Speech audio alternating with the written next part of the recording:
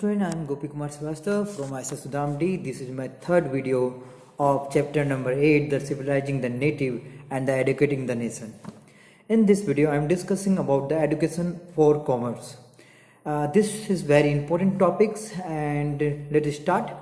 In 1854, the Court of Directors of East India Company in London sent an educational dispatch to the Governor General in India.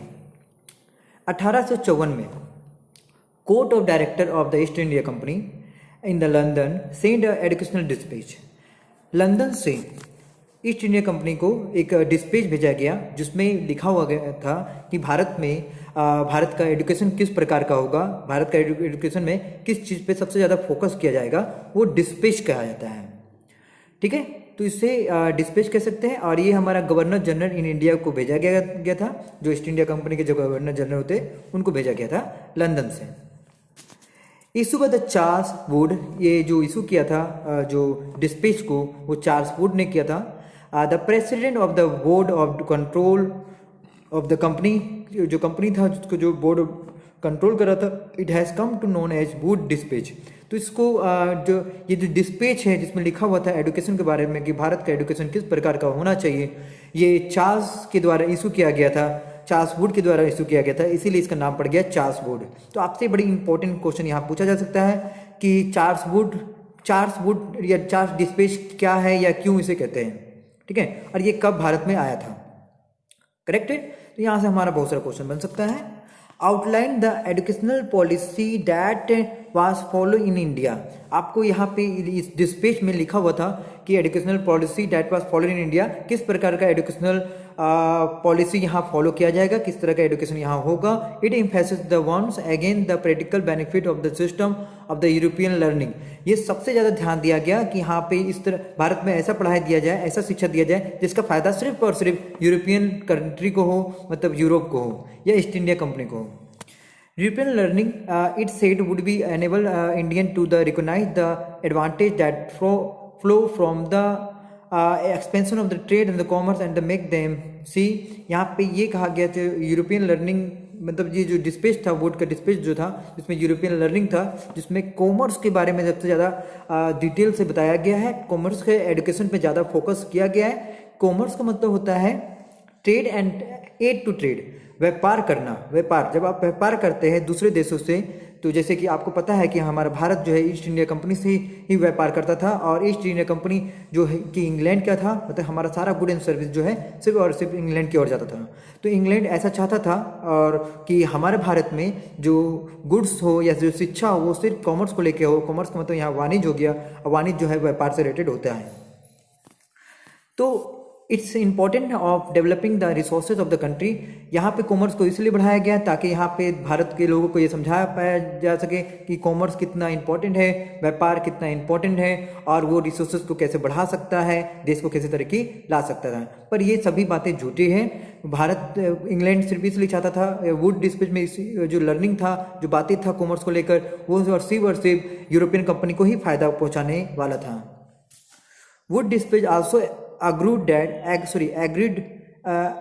that the European learning would be improve the moral characters of the Indian. It would make them truthful and honest, and thus supply the company with the civil servant who would be trusted and the depend upon. वो dispatch में ऐसा लिखा हुआ था, ये अर्ज किया गया था या आग्रह किया गया था, जो यूरोपियन लर्निंग होगा वो इम्प्रूव कर सकता है. किसको इम्प्रूव कर सकता है? तो इंडियन का जो सोच है, उसको मोरल जो लोगों को सोच है उसको बदल सकता है. क्योंकि भारत में जो लोग थे वो उस समय जो एग्रीकल्चर थे वो हमारा जो सब्सटेंस फार्मिंग करता था. सब्सटेंस फार्मिंग का मतलब होता है वो खुद के लिए ही फार्मिंग करता था, बाकी वो कमर्शलाइजेशन नहीं जानता था, मतलब वो व्यापार के बारे में जानता नहीं था. वो ये नहीं सोचता था कि कुछ फार्मिंग खुद के लिए करेंगे और कुछ फार्मिंग किसी बाहर के देशों के लिए गुड्स भेज देंगे. तो वुड का जो डिस्पैच जो था उसमें ये सारी बातें लिखी थी, तो किस प्रकार से भारत में एजुकेशन होगा और किस प्रकार से वुड को यहाँ से, गुड्स को यहाँ से भेजा जाएगा इंग्लैंड की ओर. So, following is following 1857-54 dispatch the several measure were introduced by the British Education Department। तो यहाँ पे देखा जाए तो डिस्पैच में बहुत सारा सेवरल मेजर लिया गया by the British Education Department of the government were set up to the extend the control over the matter regarding the education। तो गवर्नमेंट को भी आगे बढ़ाया गया, गवर्नमेंट को भी यहाँ बताया गया कि आपको भी यहाँ फोकस करना है ताकि यहाँ एजुकेशन बढ़ाया जाए इंग्लिश लैंग्वेज का। Step were taken to establish the system of the university education. यहाँ बहुत सारे स्टेप लिया गया, बहुत सारा बातें को लाया गया, बहुत सारा बातचीत होने लगा कि किस प्रकार से यूनिवर्सिटी लाए, एजुकेशन शिक्षा को और बढ़ाएं।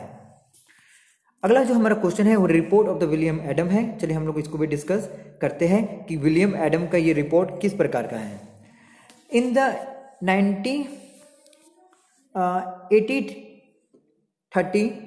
1830 the William Adam Scottish missionary, एक धर्म प्रचारक थे विलियम आपका एडम 1830 में। Tour the district of Bengal, मतलब बंगाल का वो यात्रा किए, एंड द बिहार का भी वो यात्रा किए। And he had been be asked by the company to report the progress of the education the vernacular schools. मातृभाषा, वर्निकुलर का मतलब यहाँ पे हो गया मातृभाषा। आपको मैं समझाने की कोशिश करता हूँ कि इस विलियम एडम को कंपनी ने हायर किया और उन्हें एक काम सौंपा कि आपको एक रिपोर्ट तैयार करना है, कि बताना है कि भारत का शिक्षा कितना है, भारत में स्कूल कितना है, पाठशाला कितना है, कितने बच्चे स्कूल पढ़ने जाते हैं, कितने बच्चे स्कूल पढ़ने नहीं जाते, आपको इसके बारे में रिपोर्ट देना है कंपनी को। तो इसके लिए विलियम एडम को हायर किया गया था। तो विलियम एडम क्या करेंगे, एक रिपोर्ट तैयार करेंगे। उन्होंने एक रिपोर्ट में अपना दिखा है कि Adam found that there were 1 lakh पाठशाला। उस समय 1 लाख पाठशाला था। पाठशाला मतलब स्कूल को कहते हैं, पहले हम लोग भारत में स्कूल को स्कूल नहीं करके पाठशाला कहते थे। इन बंगाल एंड बिहार और बंगाल को मिलाकर 1 लाख पाठशाला था। There were small institution with no more than 20 student each. अब वो छोटे मोटे इंस्टीट्यूशन हुआ करते थे, संस्था हुआ करते थे जहाँ 20 स्टूडेंट से ज़्यादा नहीं होता था छात्र से। Total number of children being taught in this पाठशाला was considerable, over 20 lakh। तो देखा जाए तो पूरी की पूरी अगर हम बात किया जाए तो 1 लाख पाठशाला था और पूरे बिहार से लेकर बंगाल में जो बच्चों की जो संख्या था वो 20 लाख था।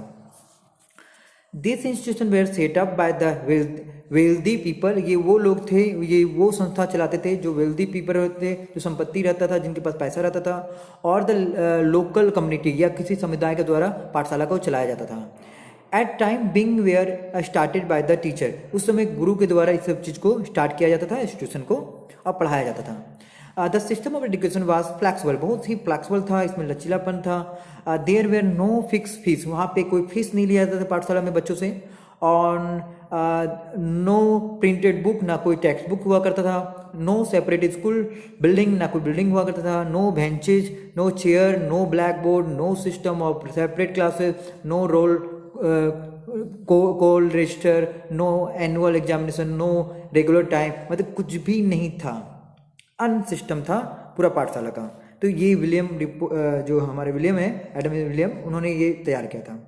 In some places the classes where held under the banyan tree, मतलब किसी जगह तो बनियान ट्री के या पेड़ के नीचे ही पढ़ाई या इंस्टीट्यूशन शुरू हो जाता था, पाठशाला शुरू हो जाता था। ऑफ अ विलेज शॉप और टेम्पल और एट द गुरु होम। तो ये कहा जा रहा है कि कहीं अदर प्लेसेस में हुआ करता था, जैसे विलेज के कॉर्नर में हो गया, विलेज के साइड में हो गया, या किसी विलेज शॉप में हो गया, या टेम्पल में हो गया, या गुरु के घर में हो गया, मतलब जो शिक्षक है उसके घर में ही पढ़ा दिया। तो इस तरह से शिक्षा था उसमें। तो Adam discover that this flexible system was suited to the local need. तो ये कहा गया एडम स्मिथ के जो रिपोर्ट में है कि ये फ्लैक्सिबल था और ये लोकल नीड के अनुसार था। Classes were not held during the harvest time, जब खेतों की कटाई या फसलों की जब कटाई होता था तो उस समय क्लासेस ऑफ हो जाता था, क्योंकि बच्चे जो है माँ बाप का हेल्प करने के लिए चले जाते थे। Harvest time when the rural children often work in the field, मतलब रूरल के जो बच्चे थे जो स्कूल पाठशाला आते थे, वो हार्वेस्ट के समय, मतलब खेतों फसलों को कटाई के समय वो बच्चे माँ बाप के साथ देने के लिए एग्रीकल्चर में काम करते थे, फील्ड में काम करते थे। तो यहाँ पे आप देख सकते हैं कि हमारा जो ये टॉपिक है हमने डिस्कस किया, हमने दो टॉपिक को डिस्कस किया। विलियम एडम विलियम का जो रिपोर्ट है उसके बारे में हमने डिस्कस किया। हमने कॉमर्स के बारे में डिस्कस किया कि भारत में किस प्रकार का वुड डिस्पैच आया था, तो आपसे यहाँ क्वेश्चन पूछ सकता है वुड डिस्पैच के बारे में। और दूसरा पूछ सकता है आपको एडम विलियम के रिपोर्ट के बारे में कि एडम विलियम ने रिपोर्ट में क्या लिखा था, what were where important point are written in the Adam William. So ये बड़ी इंपॉर्टेंट क्वेश्चन है। तो चलिए इसके बारे में हम लोग थोड़ा सा और डिटेल से देखते हैं कि इसके बारे में हमारे पास फिल इन द ब्लैंक्स, या इसके बारे में तो आपका एक्सरसाइज क्वेश्चन नहीं है, पर इंटरनल क्वेश्चन आप बहुत सारे बना सकते हैं कि एडम विलियम कौन थे, और भारत में यूरोपियन एजुकेशन क्यों ज़्यादा ध्यान दिया गया, या वुड डिस्पैच क्या है, आपसे what is Wood dispatch, this is very important question. So let understand the more important question. Let understand, हम लोग यहाँ देखेंगे कि और भी कितना इंपॉर्टेंट क्वेश्चंस है। आपको सभी क्वेश्चन पे हमें ध्यान देना पड़ेगा। चलिए हम लोग डिस्कस करते हैं इसके और भी इंपॉर्टेंट क्वेश्चन पे।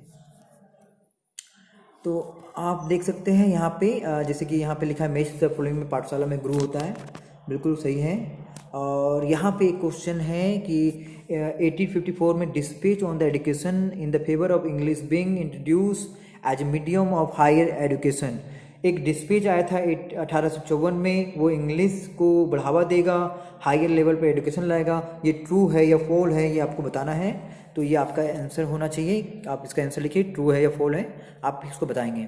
फिर अगला जो क्वेश्चन है वो विलियम जोन को लेके है, जो हमने डिस्कस कर चुके हैं हम लोग। So thank you, and my question related to this video is what is Wood dispatch and who is Adam William. These are the two internal questions, must write in your copy, and thank you.